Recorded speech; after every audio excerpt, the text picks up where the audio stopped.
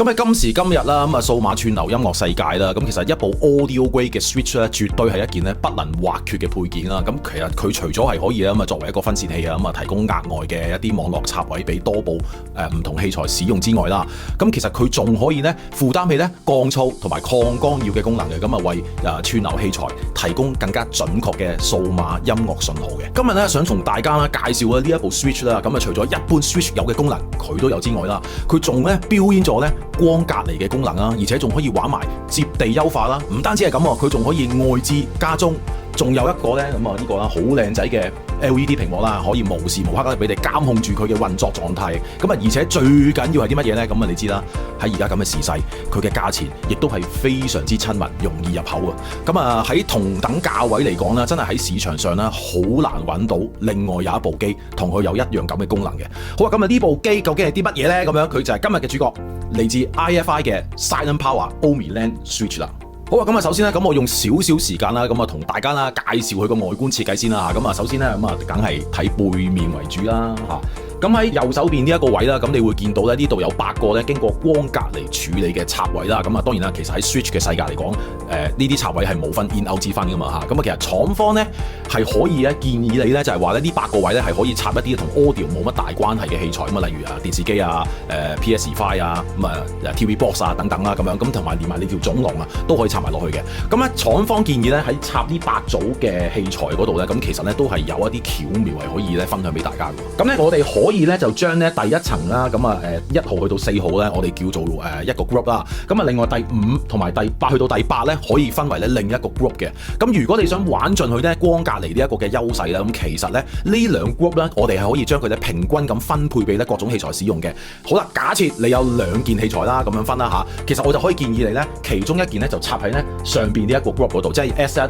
去到 S4呢一個 group 嗰度啦。而另外一件咧，我建議就可以插喺咧5號去到8號呢一個 group 嗰度嘅。咁而咧大海我哋個總龍啦，咁譬如話 Router 過嚟嗰條總龍啦，咁其實我就可以建議咧，你就直接咧插喺1號呢一個位咧，咁就 OK 噶啦。好啊，咁啊喺呢8組嘅RJ45插位嘅旁邊啦，咁啊有一組咧就係叫 SPF 嘅光纖插位啦，咁其實就可以俾你咧連接埋其他嘅 Switch 啊或者係其他嘅器材咧，佢係分別係有 SPF 呢一個界面嘅網絡器材使用嘅。好啊，而喺呢一組嘅 SFP 嘅插位嘅隔離呢一個咧，就係一個咧光纖嘅界面啦，而旁邊呢2組咧，咁其實就係佢嘅叫做 Audio Grade 嘅 RJ45插位嘅。而呢2組咧，廠方咧就建議咧直接係插落去啦嚇，咁啊 Audio 嘅器材嗰度使用嘅，咁啊例如係最常見串流機啦，或者係 NAS 啦等等嘅器材嗰度使用啊。好啊，而由於呢一部嘅 OmniLens 啦，咁頭先講過啦，咁啊佢係有一個叫做接地優化功能嘅，而插喺呢2組嘅器材嚟講啦，咁佢就可以玩到咧佢呢一個嘅接地優化功能嘅。好啊，咁而喺呢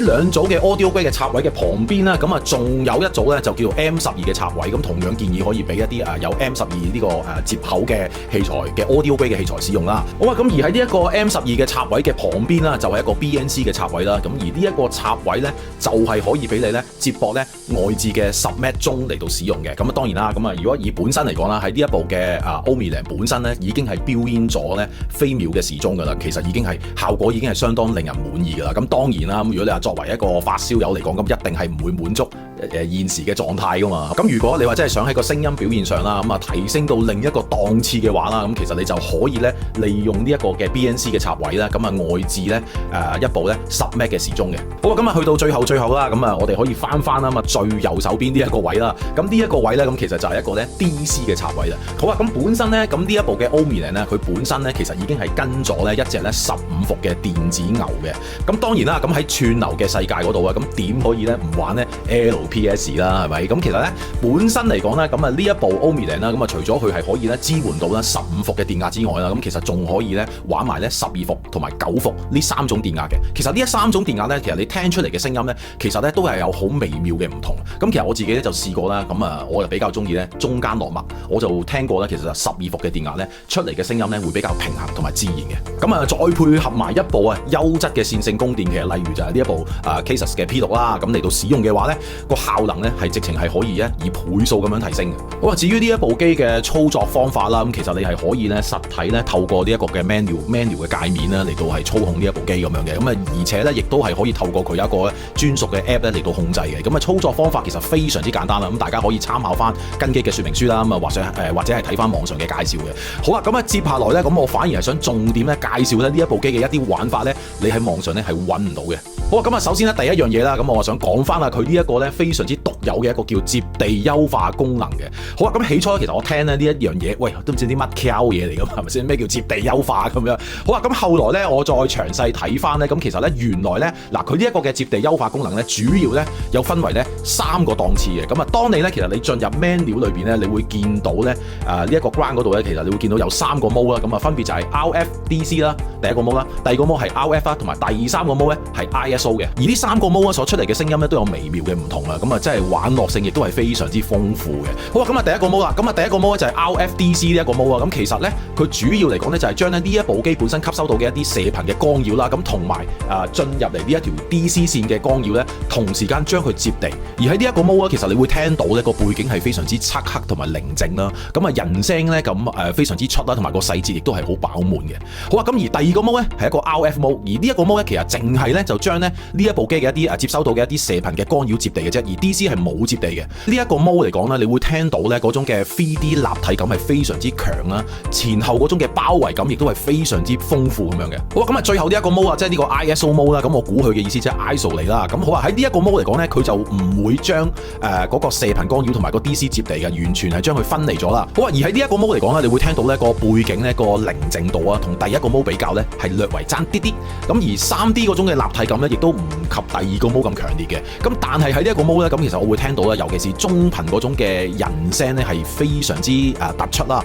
個細節啊，密度亦都係非常之強嘅。3個 mode 咧，其實出嚟嘅音色取向亦都各有特色咧。其實我係好建議大家咧，即係每一個 mode 咧，都試一試播一首咧你經常聽開嘅音樂咁樣啦。咁啊揀翻咧你自己喜歡嗰種嘅聲音嘅。好啊，咁啊如果就我個人嚟講啦，咁我就比較偏向中意咧第二個 mode，咁啊而喺即係呢一個叫 RF mode 啦嚇。咁咧因為本身我係比較中意聽咧交響樂啊大棒嘢啦，咁啊播一啲即係